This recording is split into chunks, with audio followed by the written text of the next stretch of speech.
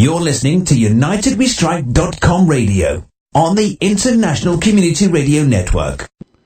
You are listening to the United We Strike radio marathon for March 10th, 2014. And I tell you, I've got another no-show. I tell you, that darn Vinny Eastwood, I'm going to have to chase all the way over to New Zealand, I guess, to give him a swift kick in the butt. But if Vinny's listening, hey, man, get out of bed and let me know you're available because, if you don't show up, that means yours truly, Gary Hendershot from my secret underground bunker just 12 miles south of Washington, D.C., is going to be charmed by the gracious Susanne Posel. Suzanne, are you there? I am here. You've been stood up again, lady. That's all right.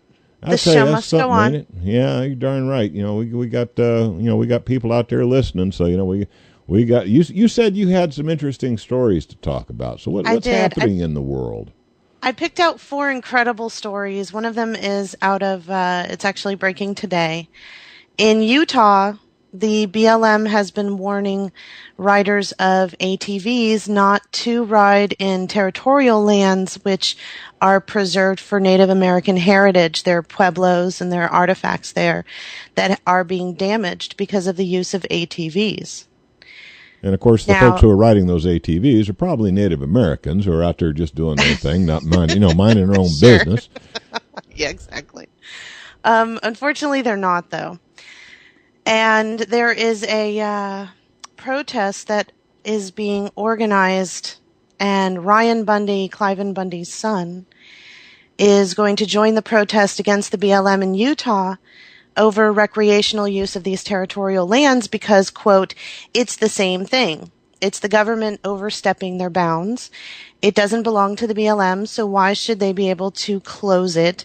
It's the same fight because these lands have now been closed to use for recreational vehicles, and the BLM is not sure that they're going to reopen it. So Bundy has called for his, quote, army of supporters to participate in the Recapture Canyon Ride as a show of solidarity with Utah. Now, I just want to point out, and then I want to get your commentary on this. This is Native American land that was stolen from them. The original group of Native Americans are the Washoe. They were driven off and murdered so that Utah could become a territory, so it could become part of this country during the Civil War in that era.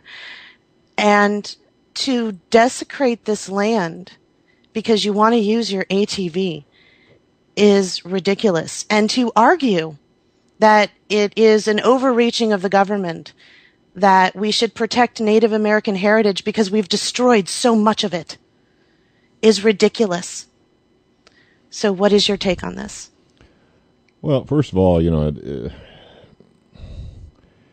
it's a pre-crime situation. They are assuming that because I hop on my little four-wheel ATV and I go out and commune with nature, they are assuming that I am going to, in some way, desecrate Native American heritage. Well, as somebody with Native American blood flowing through his veins, I can tell you that pisses me off because, that territory is the heritage of all Americans. And if I want to get out there on my ATV or if I want to get out there on my horse or whatever, if I want to get out there and I want to commune with nature, that's my land. And nobody should tell me I can't go there. Now, if they catch me digging up Native American ruins and stealing their ancient pottery and beating the archaeologists and trying to sell it for beer money, that's a different story. At that point, a crime has been committed. But to justify keeping me out of my heritage lands just because I might commit a crime, that strikes a pre-crime to me, and I believe it is overreach of the government. That's an interesting take. I have another story here. Now, Harvard put out a study claiming that climate change is causing major crops like wheat, barley, soybeans, corn, C3 plants, which are able to convert CO2 into energy, that these plants are stripped of their important nutrients because of climate change. Now, I found it fascinating when I was writing the article that they were talking about most of the crops that are genetically modified. And it's been shown in studies that genetically modified crops are devoid of nutrients. So I found it quite amusing that they were coming out and blaming it on climate change when the crops are designed to be nutrient deficient. And they're just now discovering this? Yes, but those genetically modified, especially the genetically modified corn, gives you all the BTT toxins you could possibly need. Is that on the food pyramid nowadays? I'm not sure. It might be part of Michelle Obama's food pyramid. I don't know, but the climate change thing. I mean, first of all, yes, the climate is changing. The climate changes periodically. It goes through cycles. We've had warm cycles, we've had cold cycles. We've had many ice ages. We've had, the period of great abundance that basically spurred the Renaissance. Do humans driving their SUVs or me hopping on my four-wheeler and traversing through Indian lands, does that contribute to global warming? Probably not. The idea of all this talk about global warming, I'm convinced that all this is the new world order posturing for yet another source of revenue. It's like, okay, if you want to cure climate change, all you got to do is pay politicians more money. That'll solve the problem. Yeah, right. I think probably cycles have a hell of a lot more to do with it. Probably that big glowing orb in the sky probably has more to do with it than humans and their SUVs. Now, is global warming causing depletion of the food stocks? Well, historically, the answer is no, because during periods of global warming, these have been periods of great abundance in human histories. The Roman Empire rose on the back of a warm period. The Renaissance was spurred by a warm period where food was coming up in abundance. It was everywhere. So, historically speaking, during periods when the earth warms up, there's been an increase in food produced. So, they got me they can't have it both ways. So I got to think that the depletion of nutrients in the food probably has more to do with modern agricultural methodology than anything to do with global warming. This is just more propaganda to part you from some of your money. I agree with you, because Al Gore has Global Management LLC, which is a brokerage firm for carbon taxing. So he's invested in carbon taxing going through and all of those trades on, not only with corporations paying for, carbon taxing, but also trades on the stock market. Now, the negative effects of nutrient deficient food is effects to the human immune system, cell development, hemoglobin production, brain function, and it lowers IQ. And we see drastic manifestations of all of these symptoms in who's showing up in hospitals and what are we coming down with. It seems to fit. And Monsanto has created these genetically modified foods that, like I said, are devoid of nutrients that we need. And this goes back to Codex Alimentarius with the UN. The National Institutes of Health concluded in a study that genetically modified foods contain pesticide residue that has been shown to produce human cellular endocrine disruptors measured 1,000 times below what they should be. So we're obviously being affected, and it's a serious risk to our health, is what the National Institutes of Health said. Genetically modified foods are a serious health risk to the public. And yet it's because of climate change, because we're breathing out too much or we're driving too many cars. Yeah, or I don't know. Maybe I'm eating too many burritos, and that is a greenhouse gas, from what I understand. I don't know. So much is they're let's face it, Suzanne. They're feeding us crap. Most people eat crap. The fast food diet, particularly in the United States, is killing people. There's no nutrition in that stuff. It's mostly chemicals and MSG that makes you want to eat more in 30 minutes rather than satisfying you. So, I mean, come on. I think a lot of it has to do with the processing that's done on our foods, and too many people not being aware of what they're putting in their bodies. I mean, you want good nutrition? Don't eat fast food. Cook it yourself and cook something fresh.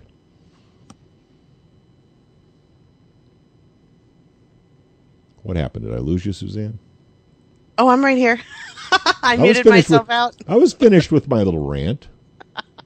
I mute myself out. I don't have to worry about other people. CNN has just put out iReport, which is turning Google Glass wearers into citizen journalists. The Google Glass will stream reporting into the breaking newsroom at CNN via the iReport platform. And this portal for citizen journalism, it will assign Google wearers journalistic tasks such as bringing news to CNN firsthand in real time, incidents with photos, videos, and interviews. And they're very excited because 3 years ago, about 1 million individuals registered to be part of iReport. So Google Glass, which is outfitted with facial recognition software, and is pretty scary when you look into it, is now being touted for citizen journalism, so you can report directly to CNN. And they're very excited about this. The editor for iReport said, from an iReport standpoint, making it easier for people to upload iReports and share stories with CNN is key for us. That was interesting. The Google Glass functionality is part of that.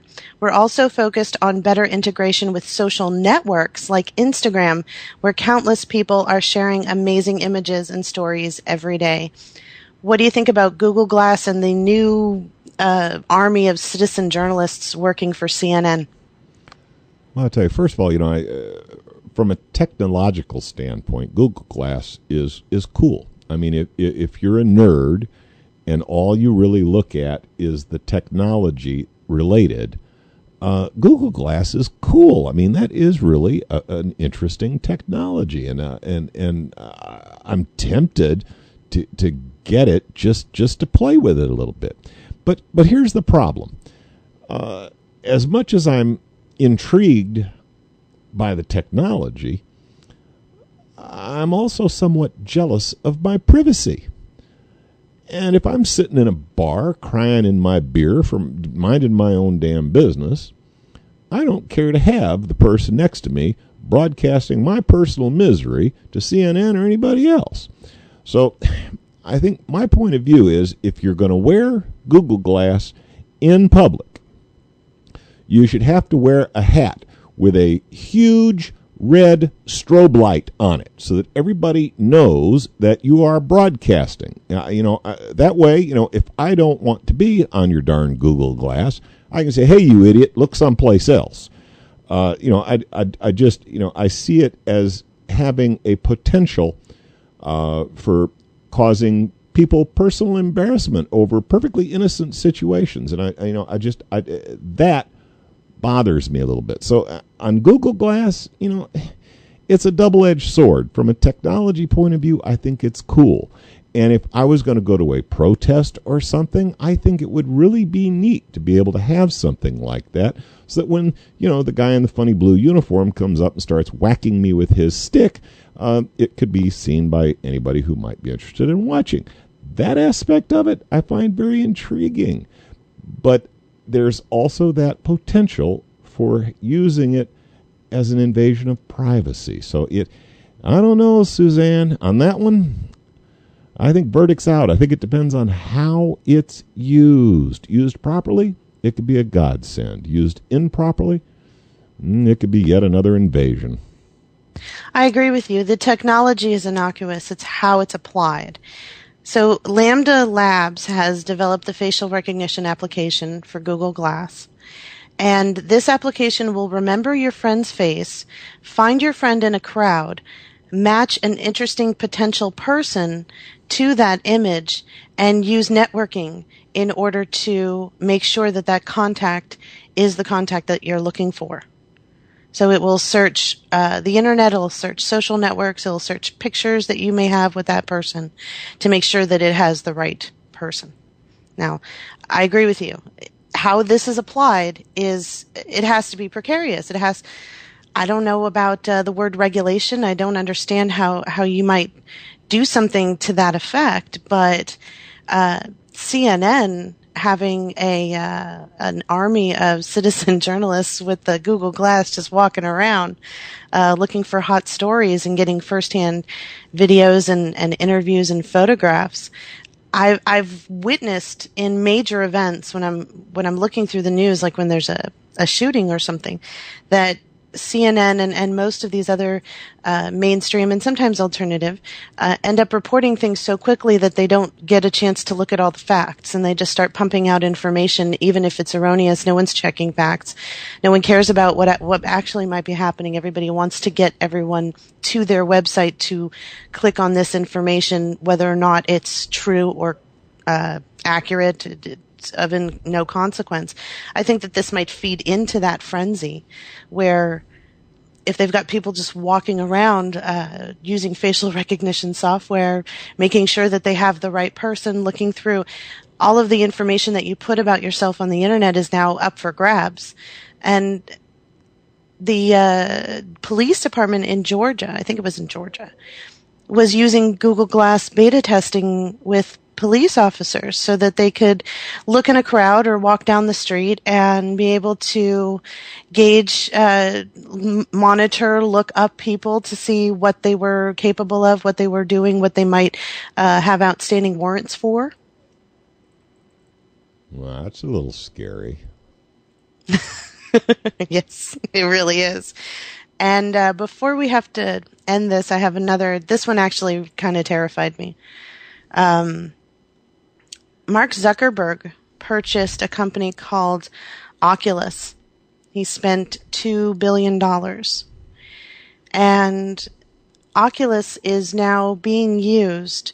There's a virtual reality goggle that Oculus made. It's called Rift. And Rift is being used to train Norwegian armed forces in a beta test to perfect their technology. So what they're doing is helping these Norwegian troops better use their equipment, better integrate into computer systems using Rift, which is owned by Mark Zuckerberg. So that kind of creeps me out that Facebook is also a defense contracted company for a foreign agency. Is this so unusual? I mean, who gave the seed money for Google? Peter Thiel. Yeah, so it's there's a lot of NSA money and CIA money to spread around. Sometimes even the internet, as it is today, evolved out of a DARPA project. So Zuckerberg gives me the creeps. Gates gives me the creeps. A lot of these people give me the creeps, but I don't think it should really surprise us. I mean, Zuckerberg's like anybody else, making a lot of money. He's looking for more money, and if that's a way he can make some, more power to him. The fact of the matter is, technology is going to evolve, whether we like it or not. It's interesting, though, that we do need to be aware of the way the technology's evolving, and ideally, we need to consider countermeasures. Yes, we do. Absolutely. There was a story that came out, and I didn't see anyone else covering it, so obviously I felt like I had to.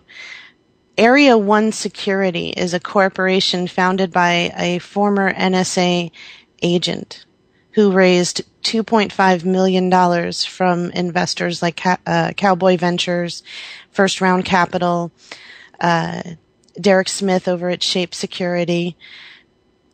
And this security firm is going to use NSA-style surveillance on its flip side. So what, on its flip side? Explain it. What do you mean? Instead of surveying you, they would use those same tactics to secure you. And this gentleman used to work for the NSA, so he would exactly know what he's talking about. So when I saw this story, I thought of, well, if you're going to diversify your portfolio and you want to cover both bases, survey the people as well as have a subsidiary that isn't directly connected to you that sells them the security to stop you from surveying them, which would probably have a couple of loopholes so you could get through it. How much do I have to pay to find out where my wife's, whether she's going to the no-tell motel? That's what I want to know. I mean, is it going to be a costly enterprise? I mean, I can see certain applications for something like that. I mean, okay, they've got the cell phone, they've got the GPS on the cell phone, they know where that cell phone is 24 hours a day. Now, if I think my daughter is dating a guy who rides a motorcycle, has a ponytail and a bunch of tattoos, being able to, know when those two are in close proximity, lets me know when I should clean my shotgun. But so I'm not sure how that's going to work. I mean, so they're not going to sell me the kind of data that the NSA is acquiring. What they're going to do is they're going to sell me the ability to shield myself against the spying. Which way is this going? Here's what Orrin Falkowitz, the founder who used to work for the NSA. Falkowitz, a nice Presbyterian boy, huh? Nice Presbyterian. Him and his Zuckerberg. It's kind of like Zoidberg. He's going to be offering his clients, quote, low-cost security that will protect businesses from data breaches by anonymous hackers. A1S is designed to monitor employee activity on the internet and post red flags when the employee deviates from their normal web surfing behavior. And the A1 security will recognize these patterns of behavior and survey the worker so that they can provide analytical data and approach how to stop hackers from entering into sensitive areas. So it's Big Brother, huh? You're going to use it to spy on your employees. Make sure they're not doing a 4-hour martini lunch. Okay. And this is how they're going to catch security breaches much earlier in their life cycle, according to Orrin Falkowitz. Oh, boy. Okay. Well, so in order to protect yourself, your corporation from your employees, and by the way, yesterday I don't know if anyone caught this in the news, but there was a story about one EPA worker who watched 2 to 6 hours of pornography every day throughout half of their employment history. And probably got a bonus. I just don't understand how you could watch 2 to 6 hours every single day. I would get sick. 2 to 6 minutes, I'd get sick. But I don't know, Susanne. Are you seeing any progress in humanity, or are we devolving? Sometimes I have to wonder. We've only got a couple minutes here, so rather than answer that question, I should probably remind you to do some blatant self-promotion, because I'm looking at the clock here, and oh my goodness, I'm going to have to cut you loose here in about a minute and a half. Okay. So you might want to do a little self-promotion for you, and even though he stood you up, you might want to do just a little bit for that son of a gun Vinny who, who's sleeping in instead of doing his program. I'm Susanne Posel. My website is occupycorporatism.com, and my news agency, theusindependent.com. Vinny Eastwood's website is thevinnyeastwoodshow.com, and you can catch it on YouTube. Just put in Vinny Eastwood. He's the only one. Vinny with a Y, because it's the most important question, and Eastwood as in go ahead, make my news. I think I said that. Go ahead, make my news. I can't do that. You have to be a 2-pack-a-day smoker to be able to get that low. I'll start. So, yeah. Yeah. Well, Susanne, as always, it's been a joy having you on. I understand that you will be joining us for Roundtable in just a couple minutes. Absolutely. All righty. I'm going to go ahead and break the connection, take us out on some tunes, and I'll be calling you back just momentarily. Hang in there. This is United We Strike Radio on the International Community Radio Network. Don't buy, don't comply, ask why. UnitedWeStrike.com radio.